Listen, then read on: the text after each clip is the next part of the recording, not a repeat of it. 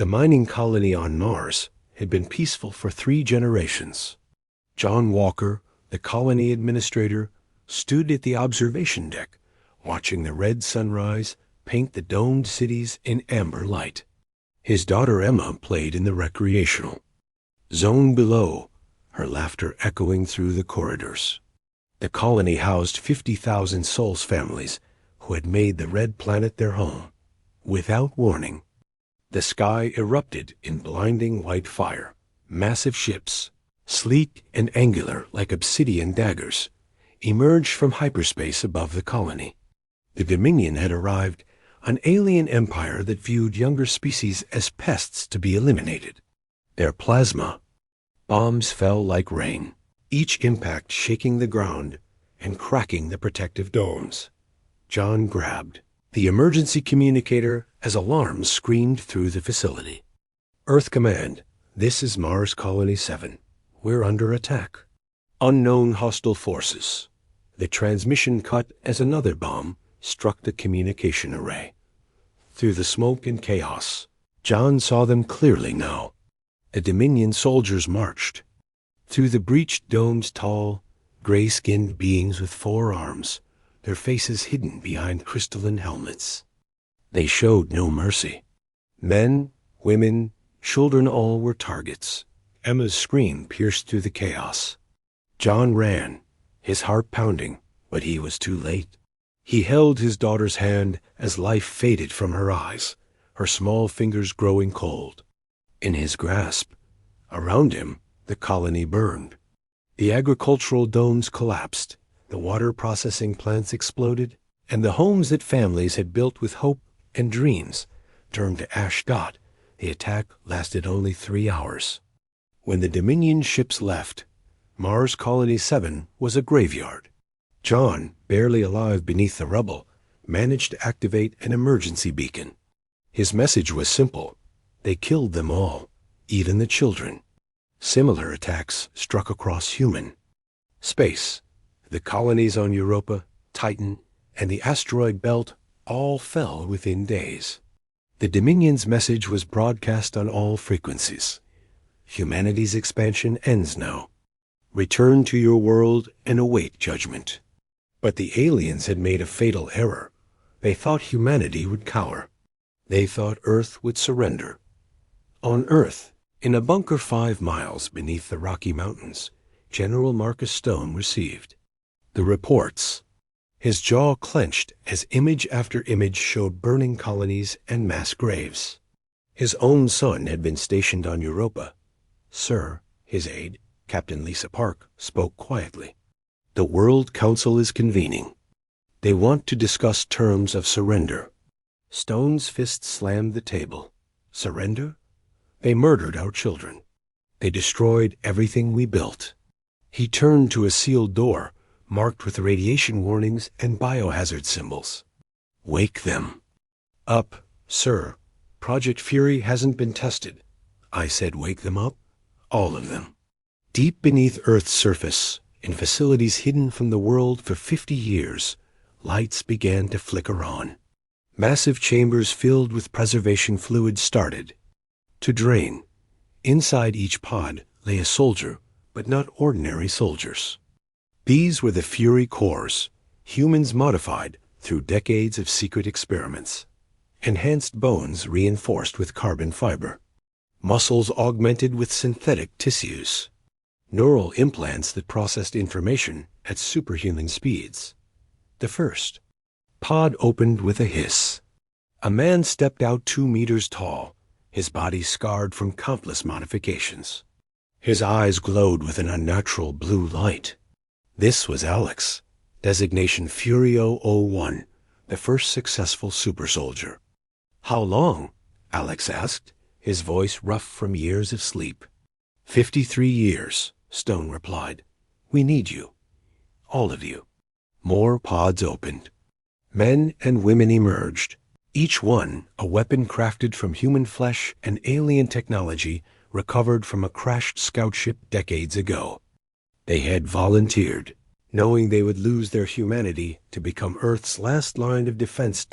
In the deepest vault, Ancient weapons, powered-up devices, reverse-engineered from fragments of destroyed civilizations the Dominion had left.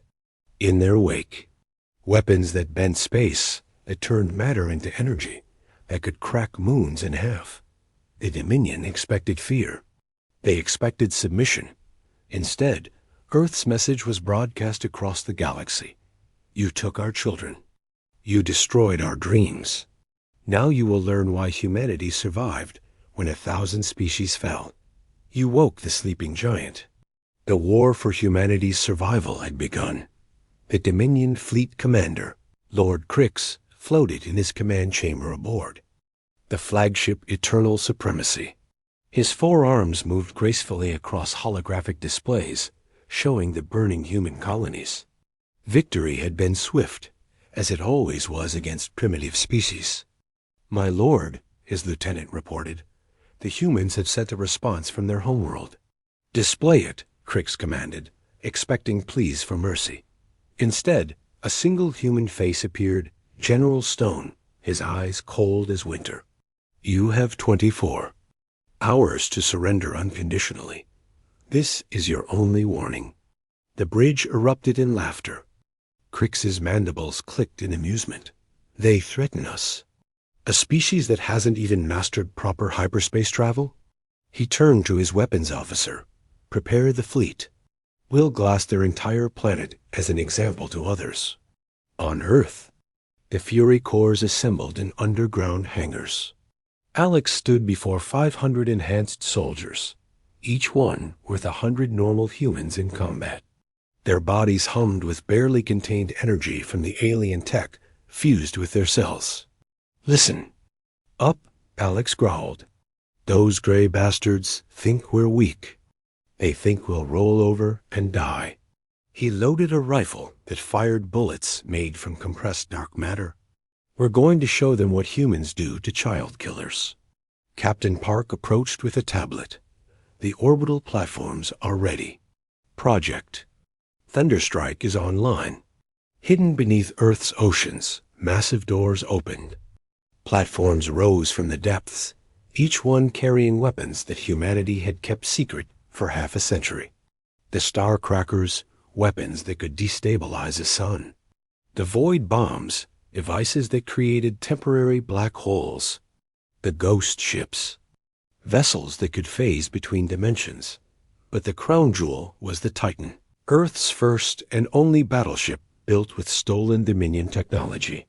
5 kilometers long, armed with weapons that violated 3 galactic treaties humanity had never signed. Its hull was made from an alloy that absorbed energy weapons and redirected them back at attackers. Captain Robert Hayes took command of the Titan, a veteran of the Mars. Uprising 30 years ago, he had lost his wife in the recent attacks. "All stations report ready," his crew announced. "Good," Hayes said, staring at the tactical display. "Let's remind these aliens why humans used to be called the warrior species of the galaxy." The Dominion Fleet 200 ships strong entered Earth's solar system in perfect formation. They had conquered 1,000 worlds this way. Overwhelming force, swift victory, total domination. Lord Crix stood confidently as they passed Jupiter. "Begin bombardment as soon as we reach optimal range." That's when the first surprise hit. Jupiter's moon, Ganymede, wasn't just a moon anymore. As the Dominion fleet passed, hidden doors opened across its surface. Missile silos, railguns, and plasma. Cannons all built in secret over decades opened fire simultaneously. The Dominion's rear guard vanished in nuclear fire before they could raise shields. "What?" Crix roared. "Scan all moons, all asteroids." Too late. Every celestial body from Jupiter to Mars had been weaponized. Asteroids thought to be mining stations were actually missile platforms. Moons housed hidden fleets of drone fighters. Even Saturn's rings concealed thousands of proximity mines. The Dominion fleet pushed through, losing 40 ships but still confident.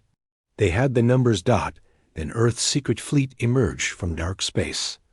The Titan materialized behind them, its phase cloak dropping. 50 smaller warships, ugly and brutal in design, appeared around it. These weren't elegant vessels like the Dominion used. These were weapons with engines attached, built for one-purpose killing. "Impossible!" Crix shouted. "Their technology. Level. Sir, we're detecting massive energy signatures from Earth's surface." The planet itself had become a weapon. Continental defense grids powered up, feeding energy to orbital cannons that could punch through a moon. Cities worldwide channeled power to a global shield system, reverse-engineered from a crashed Dominion scout. But the real shock came when the Fury cores launched.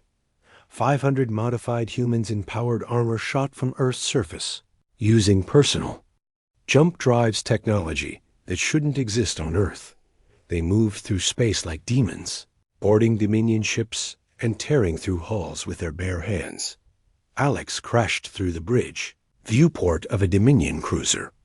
The crew barely had time to scream before he opened fire, his enhanced reflexes making him untouchable.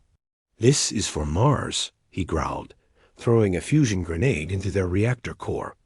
Lord Crix watched his fleet burn. "How? They're just primitives." "His." Science officers scanned the human soldiers. "My lord, they've integrated our technology into their biology. They've made themselves into living weapons. The hunters had become the hunted." Lord Crix's flagship shuddered as another volley from the Titan struck his shields. Half his fleet was gone, destroyed by a species they had dismissed as barely spacefaring. His 4 hands trembled not from fear, but from rage. "Release the world killers," he commanded. His lieutenant's eyes widened. "My lord, those weapons are forbidden by the Galactic Council." "Do it." 3 massive spheres launched from the Dominion flagship, each one capable of cracking a planet's core. They streaked toward Earth at near light speed. On the Titan's bridge, Captain Hayes watched the incoming weapons. "They want to play with planet killers?" He turned to his weapons officer. "Show them what we learned from their own technology. Fire the null cannon." Deep within the Titan, a weapon charge that shouldn't exist, a gun that fired miniature black holes. A first-world killer simply ceased to exist, crushed into nothing. The second was caught by Earth's orbital defenses, hundreds of lasers, focusing on a single point until it exploded. Harmlessly in space, the third got through. It struck Earth's shield and detonated. The explosion was visible from Mars, a white-hot sphere of destruction. When it cleared, Earth's shield flickered but held. "Status report," General Stone demanded from his bunker. "Shield at 30%, sir." "We can't take another hit like that." Stone nodded grimly. "Then we end this now. Deploy the ghosts." From hidden bases on Earth's dark side, 12 ships launched. These were the ghost fleet vessels that existed partially outside normal spacetime. They could pass through solid matter, appear and disappear at will, and strike without warning. Commander Tom Rivers led the ghost fleet. His ship, the Phantom, materialized inside the Dominion formation. "All ghosts, pick your targets. Make them remember why humans once terrified the galaxy." The battle became a massacre. Dominion ships exploded from within as ghost ships materialized inside their hulls, deployed antimatter bombs, and vanished before the explosions. The aliens' advanced sensors couldn't track enemies that existed between dimensions. Meanwhile, the Fury cores had reached the enemy flagship. Alex and 50 enhanced soldiers cut through the hull like paper. Inside, they met the Dominion's elite. Guards, warriors who had never lost a battle. They had never fought angry humans before. Alex caught a plasma blade with his bare hand, his enhanced skin barely scorched. He crushed the alien's wrist, took the blade, and drove it through 3 enemies in one motion. His squad moved like a single organism, their neural implants allowing them to share thoughts and tactics instantly. "Bridge is ahead," reported Sarah. Fury 045, as she snapped an alien's neck with enhanced strength. They burst onto the bridge. Lord Crick stood there, all four arms holding weapons.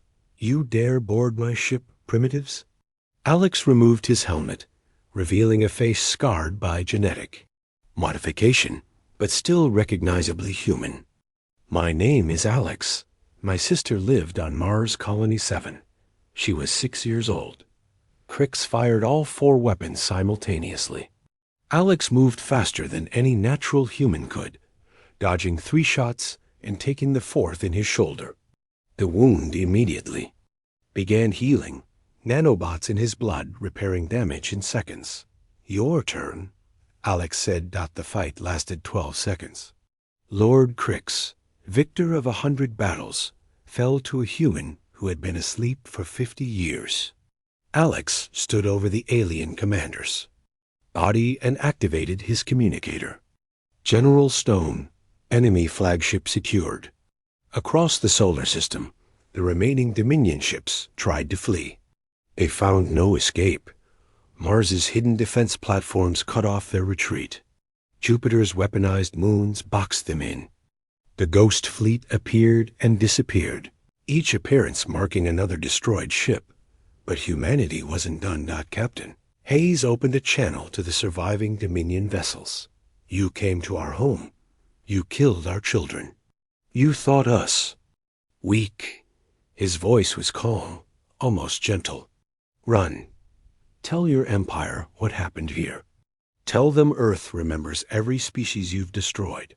Tell them we're coming." 20 Dominion ships were allowed to escape, their crews traumatized and broken. In his bunker, General Stone received reports from across the solar system. The colonies were gone, but Earth had survived. More than that, Earth had won. "Sir," Captain Park said quietly, "the World Council wants to know what's next." Stone looked at the images of the destroyed colonies, of the mass graves on Mars and Europa. "Next, we build a real fleet. We mass-produce the Fury enhancement process. We take every weapon we've hidden and improve it. For defense?" "No." Stone's eyes were hard. "The Dominion Empire has terrorized the galaxy for 1,000 years. It's time someone reminded them that monsters should fear the dark." "And humans are the dark?" "No, Captain. We're what hunts in the dark." 6 months after the Battle of Earth, the galaxy trembled at the news. The Dominion Empire, undefeated for a millennium, had lost an entire fleet to a primitive species. The 20 ships that escaped spread stories that seemed impossible: humans who couldn't die, weapons that broke physics, ships that existed as ghosts. In the Dominion throne world, Emperor Vrax listened to the survivors' reports. His ancient eyes, which had seen the death of countless civilizations, narrowed with interest rather than fear. "So, the humans have teeth," he mused. "Send the Iron Armada. 10,000 ships. Burn their sun if necessary." But Earth hadn't been. Idle docked in shipyards, hidden throughout the solar system. Humanity built its revenge. The success of the Titan had proven what was possible. Now, assembly lines produced warships at a rate that defied belief. Not pretty ships, brutal, efficient. Killers bristling with weapons. The Fury cores had grown too. The enhancement process, once taking years, had been refined to months. 10,000 volunteers had undergone the transformation, each one emerging as a living weapon. They called themselves the Revenants, those who had died as humans and been reborn as something more. Alex, now Marshal of the Revenants, stood before the assembled forces. His body had changed more additional modifications, making him barely recognizable as human. But his eyes still burned with very human rage. "Remember why we fight," he told them. "Remember the children of Mars. Remember Europa. Remember every human who died thinking no one would avenge them." Meanwhile, Earth scientists had made a discovery in the captured Dominion flagship. The Empire's hyperspace network, a system of gates that allowed instant travel across the galaxy, had a fatal flaw. It could be hacked. Dr. Maria Chun, Earth's leading physicist, explained to the War Council. We can turn their own network against them. Instead of waiting for them to come to us, we can strike anywhere in their empire. General Stone studied the galactic map.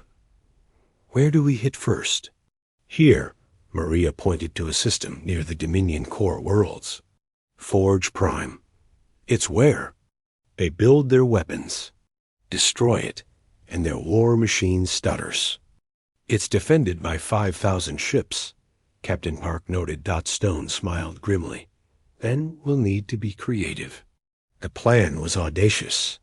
While Earth's new fleet 500 ships strong engaged the defenders directly, the Ghost Fleet would infiltrate the shipyards. The Revenants would board and destroy the orbital factories. And Earth's ultimate weapon would ensure nothing survived.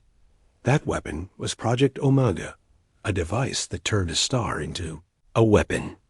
By destabilizing Forge Prime's sun, they could destroy the entire system. It was genocide on a stellar scale, but humanity was past mercy.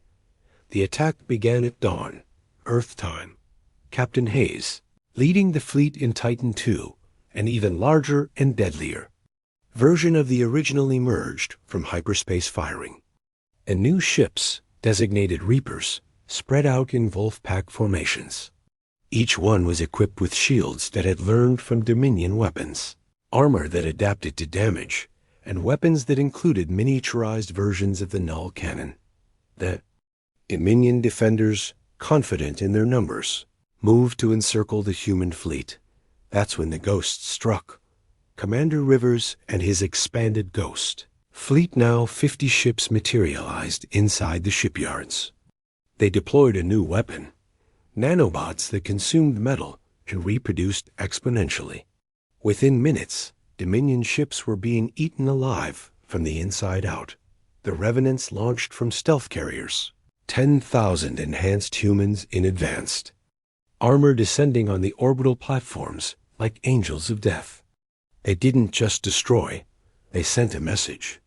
On every platform, they left the same words burned into the metal. For the children. Alex led a strike team to the system's command station. The Dominion commander there, Admiral Zeth, was famous for his cruelty. He had personally ordered the bombing of civilian targets on 100 worlds. "You're the human leader," Zeth said when Alex reached his command center. "You think this victory matters? The Empire has 1,000,000 worlds." Alex approached slowly, his enhanced muscles visible through his armor. 1,000,000 worlds. How many species have you destroyed? How many children have you killed? Countless. It is the way of the strong to dominate the weak. Then let me show you something stronger than domination, Alex said. Fury born from love. The fight was brief. Admiral Zeth, centuries old and victor of countless battles, died to a human who had been born in a small town called Springfield. As the battle raged, Dr. Chun initiated Project Omega. The star began to pulse, its core destabilizing. All human forces, you have 15 minutes to reach minimum safe distance. The evacuation was chaotic, but successful. Human ships, using stolen Dominion hyperspace technology, jumped to safety. A Dominion fleet, their systems mysteriously failing thanks to a virus uploaded by the Revenants, could only watch as their sun went nova. Forge Prime, the Empire's greatest weapons facility, ceased to exist along with 5,000 ships and 12 billion Dominion citizens. The message was clear. Humanity wasn't just defending anymore. They were hunting. Emperor Vrax stood in his throne room, watching the footage of Forge Prime's destruction. For the first time in 10,000 years, he felt something he had forgotten: fear. Not of death, but of facing a species that reminded him of what the Dominion used to be before they became complacent.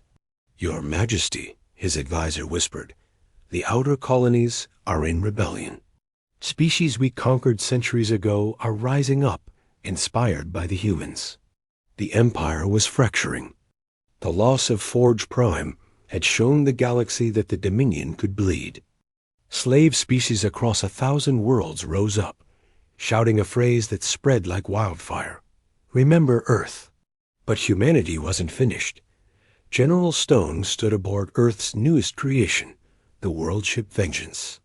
20 kilometers long, powered by 3 artificial stars, armed with weapons that could crack planets like eggs. It was excessive, impossible, and absolutely human. All ships report ready, Captain Park announced. Earth's fleet had grown to 5,000 vessels, each one crewed by enhanced humans who could survive in vacuum and fight in conditions that would kill normal beings. Send the message, Stone ordered, across the galaxy. On every frequency, in every language, Earth broadcast its ultimatum. Emperor Vrax, you have one choice. Surrender unconditionally, free every enslaved species, and face trial for genocide. Or we will end your empire as you ended so many others. You have 48 hours. Vrax's response was swift. The Dominion does not yield to insects. Come and die.